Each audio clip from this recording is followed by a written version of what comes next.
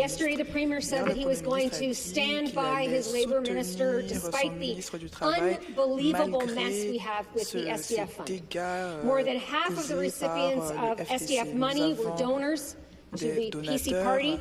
The Labour Minister's donors jumped to the top of the pile of applicants.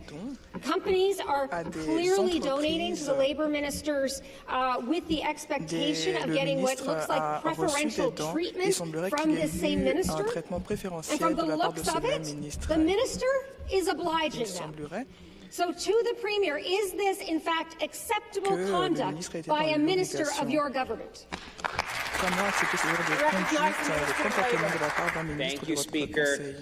You know, as we've already established, folks are free to donate to whomever they want in Ontario, but I'm glad the member's talking about our Skills Development Fund. We have a number of guests here in the legislature today who are doing incredible work. Just this morning, Speaker, we launched and announced yet another round through the Pathways program with the International Brotherhood of Electrical Workers. And my question to the member opposite is, does she support the incredible work they're doing to embrace women in the trades, break down barriers through the Pathways program? You know, former and current donors of her were there today, Speaker, lauding the work we're doing for women in the trades, and is breaking down incredible barriers, and I'll have more to say in the supplementary.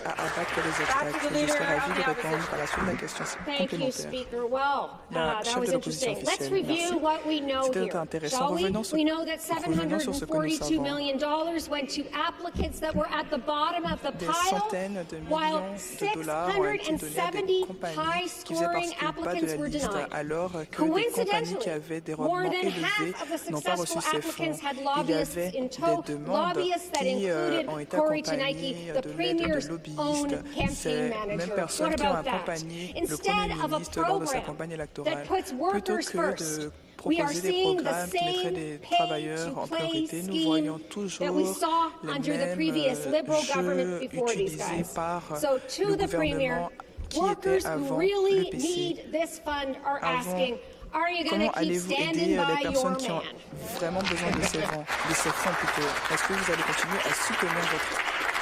Recognize the Minister of Labour. The answer is yes, Speaker. Just this morning, all of the partners that were there today. Member for Waterloo will come to order. Enercare for 240 women in HVAC, Speaker. We had provincial building and construction trades there who've launched an incredible program to get women into the skilled trades. We had a women's work, Natasha Ferguson, who was there, who's an incredible role model, dubbed the First Lady of Construction. She's breaking down barrier, in particular for racialized women, Speaker. All of them were there, unity of purpose, getting more women into the trades. And the result, Speaker, a near doubling of the number of women registering for apprenticeships. Those are the results. We're going to keep working hard to get the job done.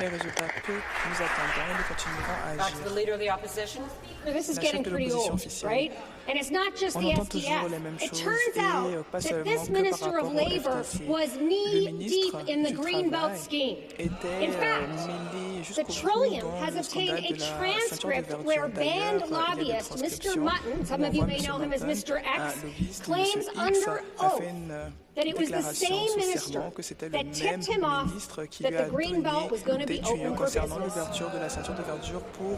Looking at the donations that this minister is getting, since he became in charge of that fund, I think he's been sending out signals that he was open for business too. So does the Premier still stand by his man, or is he going to fix the Skills Development Fund and fire this minister?